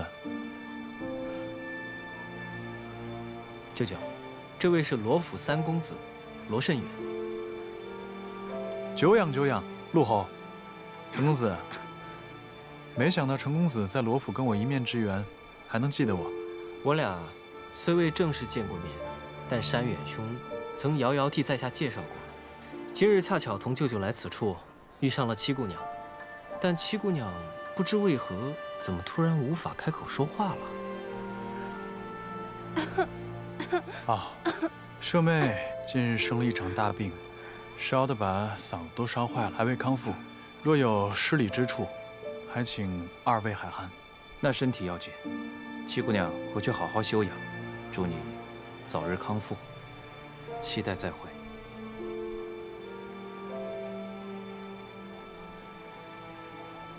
告辞。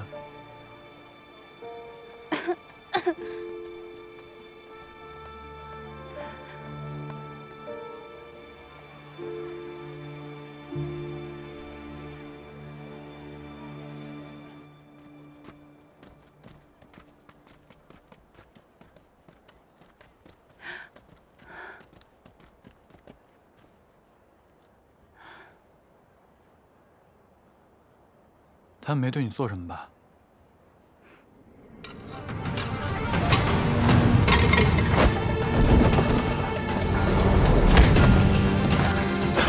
三哥，你是何人？为何要追杀我们？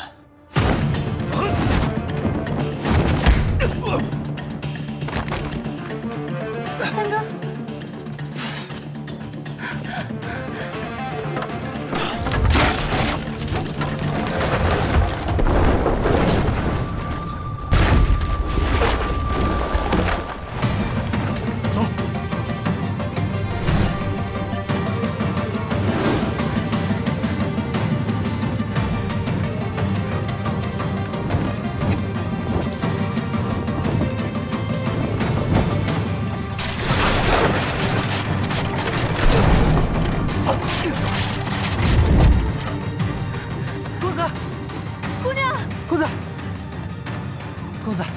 算是找到你们了。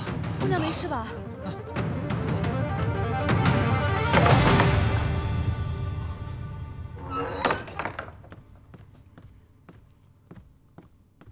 侯爷，没伤着她吧？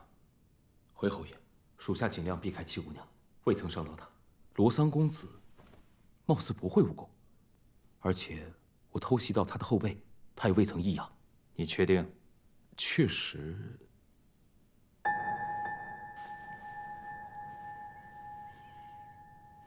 舅舅，难道你怀疑他是装成不会武功的？怪我没沉住气，先去试探了那姑娘，不知是否打草惊蛇了。罢了，是狐狸总会露出尾巴来。七姑娘那边，继续叫人盯着。是，舅舅。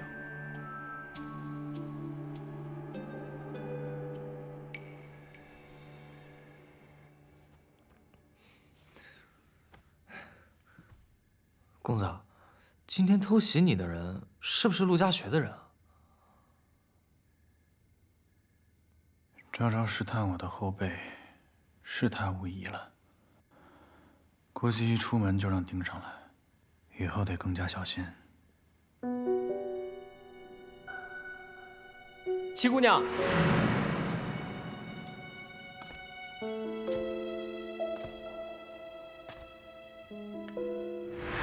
妹妹，等我眼睛好了，我希望第一个看到的人是你。是陆家学叫我来除掉你的。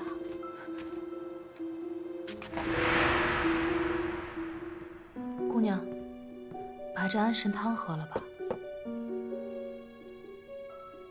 今日您从集市回来，面色就一直不太好。可是你们走失的时候发生什么事了？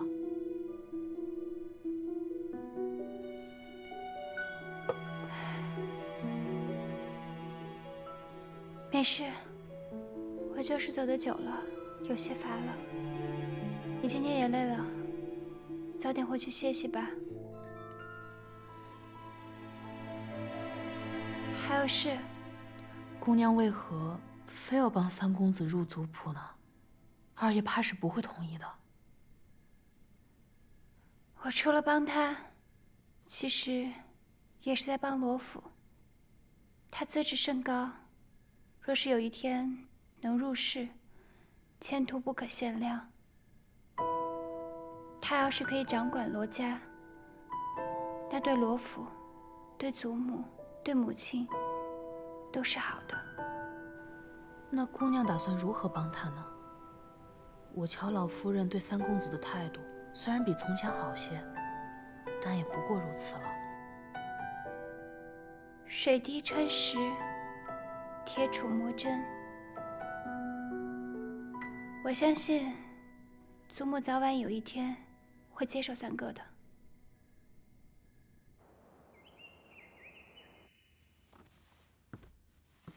来。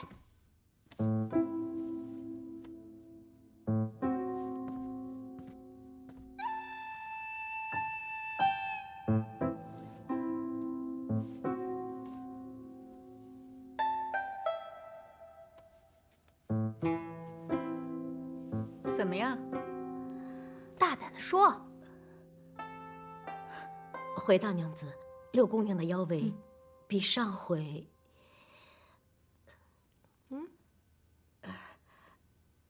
肥了3寸。啊？怎么胖了这么多？你肯定在背地里偷吃来着。我没有啊。莲红，你跪下，罚你打手板20下。娘，我可能是昨天晚上水喝太多了，这次就饶过我吧。哎呀，娘，那要偷吃也是我偷吃，你罚莲红干嘛呀？她作为你的贴身丫鬟，主子犯错，她也不规劝，就该罚。哎，行了行了，哎呀，姑娘，六姑娘，哎呀，娘，我知道错了，你就别打了，你这次就饶了我吧，我以后再也不偷吃了。传我的话，从今日起，六姑娘的膳食除了蔬菜，其他全停，包括水果。是。娘，你想让我当尼姑啊？尼姑每顿还能吃2个馒头呢。你再讨价还价，连蔬菜也别吃了。哎，那蔬菜是有吃的。哎，这狸猫不是说吃了它的药就不会变胖吗？骗我！啊，姑娘，你去哪儿啊？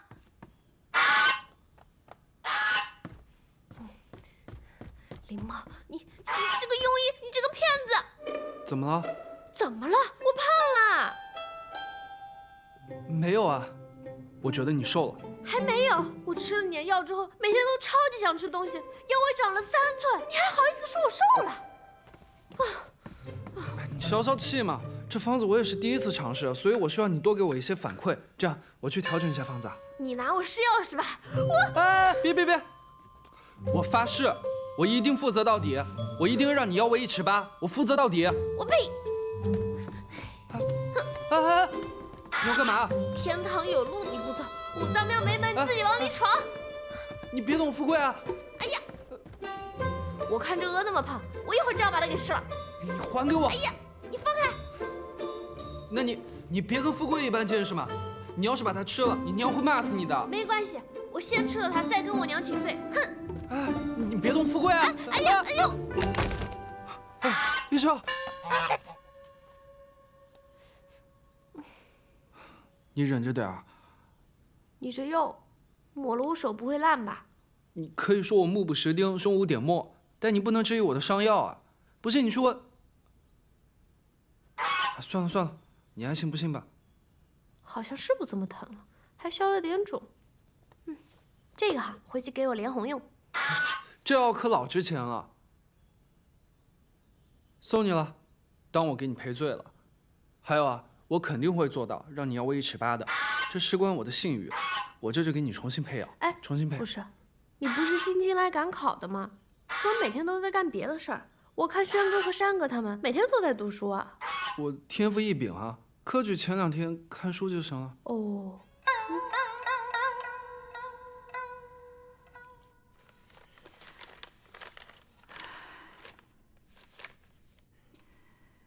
都是一个老师教的，人家轩哥怎么老被老师夸奖，你呢，一写就文理不通，把个文章写通顺了，有那么难吗？轩哥有问题，先生都细细解释，对我就没个好脸。连你亲娘我都快对你没好脸了，别说先生了。明日之前把这些拿回去重写。啊？啊什么啊？赶快拿去重写。申哥，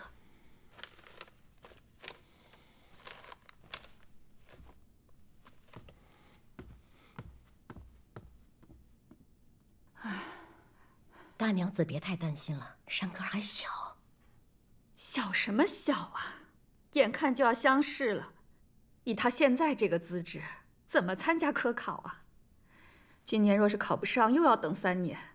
想当初我们大郎才4岁，便已启蒙，天资聪颖，人见人夸。若我的大郎还在，我何至于操心至此啊？大娘子，大郎都已经走了那么多年了，你也别太伤心了。于秀贪吃，山远偷懒，也就一遇算是乖巧，可是也只是个姑娘啊。你说说，我这命怎么这么苦啊？大娘子放心，咱们山哥一定会有出息的。哎，对了，我要给山哥请名师的事情，我大哥怎么说？啊，正要和您说这事儿呢。这是陈家大爷托人送来的明光木，给我安排个时间，我要亲自上门邀请。若是将来山哥真有个名师大儒推荐作保，说不定啊，受恩荫，也能得个官职。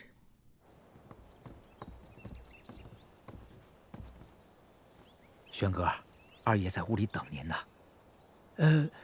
二爷只让轩哥一个人去。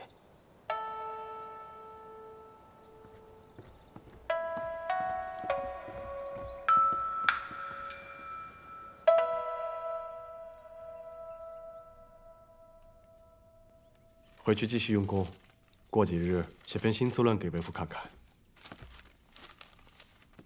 轩辕，乡试在即，你不可懈怠。为父希望你一举高中，为我们罗家争光。是，父亲。下去吧。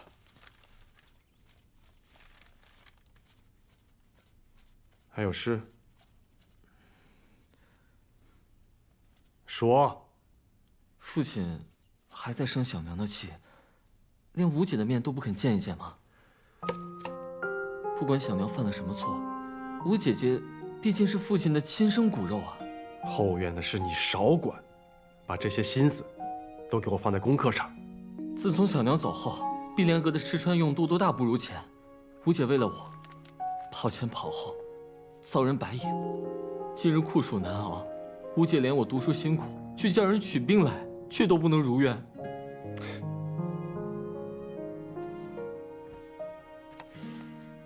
那你看为父书房可曾用兵啊？如果你不用兵，是不是读不了书了？何为磨其筋骨，苦其心志啊？多少寒门子弟在漏屋瓦舍吃糠咽菜，最终成为名儒大家，受天下士子敬仰。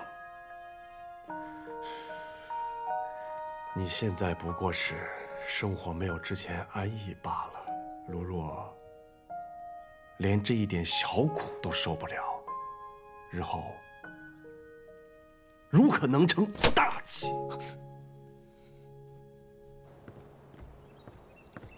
轩哥，轩哥，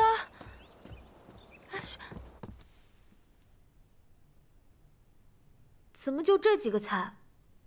厨房说每房都有电力，咱们碧莲阁之前都是自己开小灶，吃的太好了。这叫什么话？你，轩哥。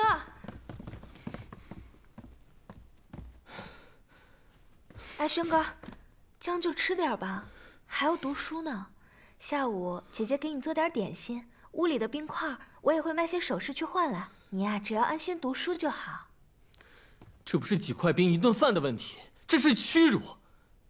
所以你更要发愤图强，好好读书，以后出人头地。爹爹只有你这么一个儿子，即使现在对你严苛，只要你将来高中，咱们院又能过回以前的好日子。小娘才有机会回来。小娘被打了50杖，送去田庄，也不知道现在日子过得怎么样了。轩哥，你是我们唯一的希望了。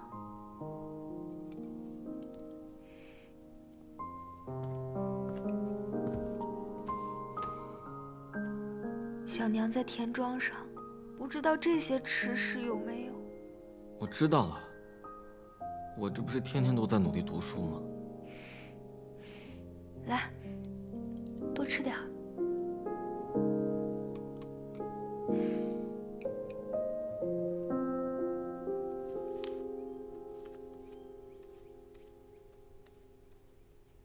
哎呀！哎呦，我说你这个字练的，心浮气躁，心神不宁。你说你能写得稳吗？啊？祖母，我肯定是身体还没好，不舒服着呢。你从小就这样，一练字儿啊，哪儿都疼，哪儿都不舒服。哎呀，这个练字啊，是磨练你的心性的。你从小就练得太少了，难怪你父亲说你写字都没有筋骨。这样好了，祖母啊，给你请个师傅，教你好好练字。请师傅？不用在外面请啊，这家里就有现成的一个。谁？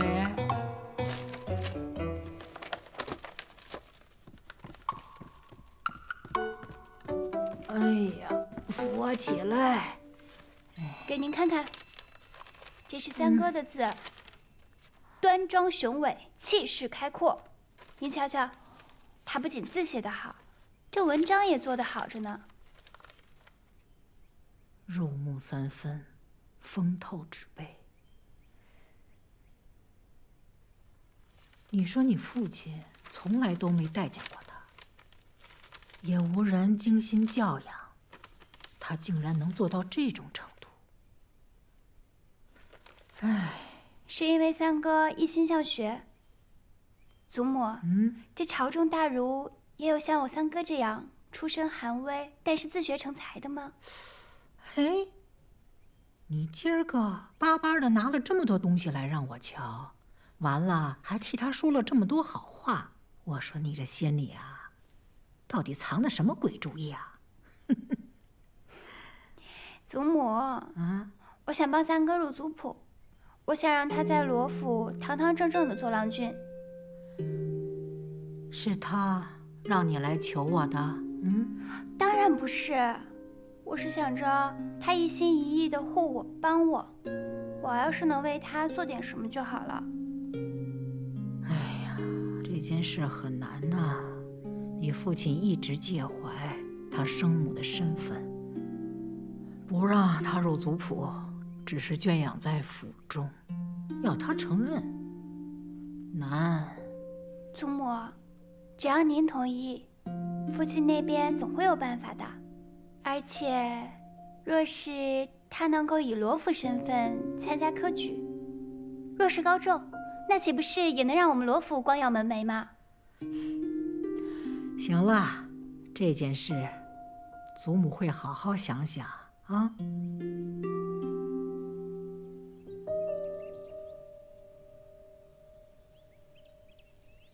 姨娘，你真的跟老夫人说了我入族谱的事情吗？我向来说到做到，我提了之后，他也并没有反对。想来祖母也是慧眼识珠的人。我是觉得这件事情没有想象的那么容易，我不想让你到时候为难。这件事情你就交给我吧，我自有把握。你就别嫌草了，好好读书备考，等着你一举高中就行。好，知道了。三哥，你过来帮我看看，我写的怎么样？有没有些许进步？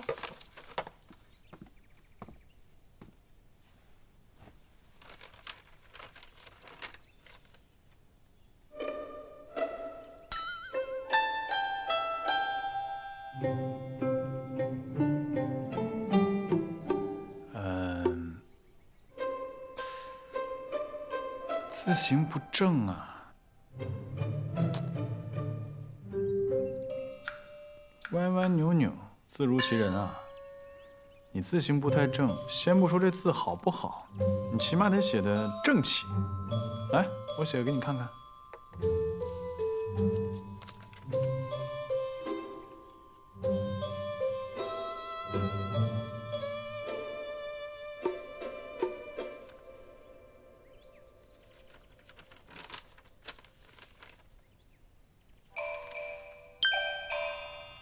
你还是别教我了，你去捡你那草吧。哼。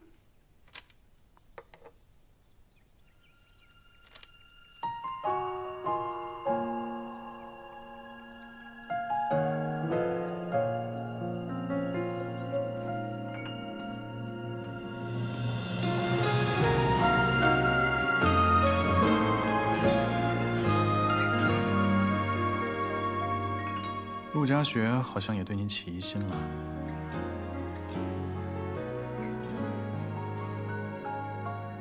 你看能不能这样？以后出门的时候，多叫几个人陪着你。还有，以后要是再遇到了危险，绝对不可以挡在我的身前，要马上就跑。那怎么可以？你救我几次雨水火，我怎么可能不保护你啊？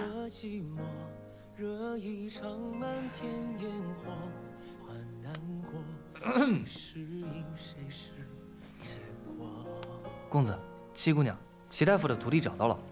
好，换上雪芝的衣服，咱们一起出门。好。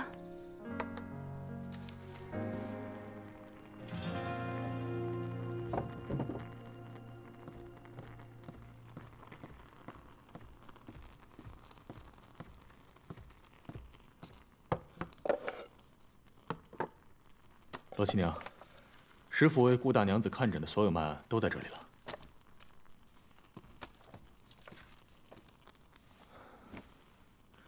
顾大娘子因为生产亏空了身子，罗府的人便叫师傅为她调养。所有的脉案，齐大夫可都有保存？这倒也不会。但说无妨。啊，师傅说，顾大娘子虽然亏空了身体，但如果慢慢调养，未必不能痊愈。只是不知何故，这几副药下去，明明已经有所好转，但却突然亡故。师傅也是不得其解，故而才留下了所有的脉案，也会时常翻阅。我母亲是突然过世。齐大夫也曾为我母亲的死有疑虑。或许是对事情有疑，或许是因为病情中有未曾发现的疑点，这些我们都无法论断。齐大夫可曾为我母亲开过黄芪牡丹汤？开过。